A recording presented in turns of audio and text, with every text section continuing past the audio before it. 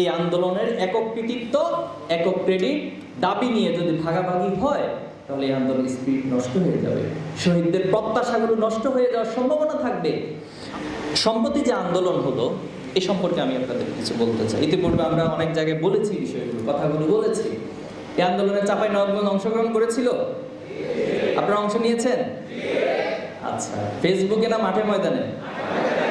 আসলে চাঁপাইনবাবগঞ্জ সারা জীবনই মাঠে থাকে। আমরা কোরআন দিবসের মাধ্যমে চাঁপাইনবাবগঞ্জকে চিনেছি সর্বপ্রথম। চাঁপাইনবাবগঞ্জ কি, এর ইতিহাস বাংলাদেশের প্রেক্ষাপটে যে কোরআন দিবস রয়েছে, এবং কোরআন দিবস শুধু নিছক একটি দিবস না, কোরআনের জন্য যে মানুষ কিভাবে করে নিজের জীবনকে উৎসর্গ করে দিতে পারে, চাঁপাইনবাবগঞ্জবাসী সেটা বাংলাদেশে দৃষ্টান্ত স্থাপন করেছে, আলহামদুলিল্লাহ।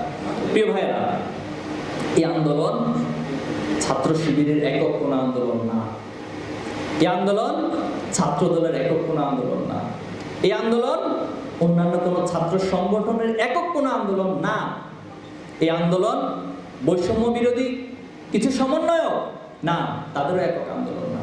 এই আন্দোলন কাদের? এই আন্দোলন সবার, এই আন্দোলন সবার, এই আন্দোলনে সকলের ভূমিকা রয়েছে। দীর্ঘ একটা ফ্যাসিজমের মধ্যে যারা তিলে তিলে ফ্যাসিজমের বিরুদ্ধে কথা বলেছেন, রক্ত দিয়েছেন, জীবন দিয়েছেন, যারা এই আন্দোলনের আর অনেক বছর আগে জীবন দিয়েছেন এই ফ্যাসিজমের বিরুদ্ধে, এটি তাদেরও আন্দোলন। এই আন্দোলন অনেক মায়ের চোখের কান্নার আন্দোলন, অনেক পিতার আহাজারির আন্দোলন, অনেক পরিবারের ভাই বোনদের আহাজারির আন্দোলন। এই আন্দোলন অনেক পানি নিয়ে রাস্তায় রাস্তায় ঘুরেছেন, তাদের আন্দোলন। খাবার নিয়ে রাস্তায় ঘুরেছেন, তাদের আন্দোলন। অনলাইনে ক্যাম্পেইন করেছেন, জীবনের ঝুঁকি নিয়ে অনলাইনে লেখালেখি করেছেন, এটি তাদেরও আন্দোলন। অনেক ভাইয়েরা বিদেশ থেকে রেমিটেন্স বন্ধ করেছেন, তারা বিভিন্ন ইউনিভার্সিটির সামনে প্রতিবাদ করেছেন। আমরা দেখেছি যে দুবাইতে একটা অংশ প্রতিবাদ করতে গিয়ে তাদেরকে গ্রেপ্তার করা হয়েছে, আলহামদুলিল্লাহ এখন তারা ছেড়া পেয়েছেন, এটি তাদেরও আন্দোলন। এখানে অনেক মাস্টার মাইন্ড ছিল, কিন্তু এখন আমি যদি এককভাবে দাবি করি আমি চূড়ান্ত master mind, this is wrong concept, এবং আপনি এই আন্দোলনের স্পিরিটকে নষ্ট করে দিচ্ছেন, মেহেরবানি করে এই কাজ করবেন না কেউ।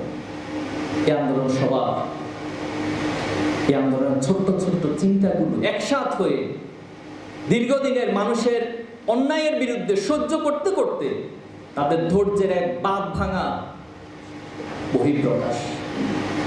এই আন্দোলনের স্পিরিট ছিল ঐক্যবদ্ধ স্পিরিট। সেদিন কেউ কারো নিজের ব্যক্তি পরিচয়, দলের পরিচয়ের কথা মাথায় রাখে নাই, সবার পরিচয় ছিল আমরা মাজলুম, আমরা জুলুমের শিকার হয়ে আসতে দীর্ঘদিন যাব। আমি বিভিন্ন হসপিটালে, বিভিন্ন শহীদ পরিবারে অনেকের সাথে কথা বলেছি, কেন গিয়েছিলেন আন্দোলনে?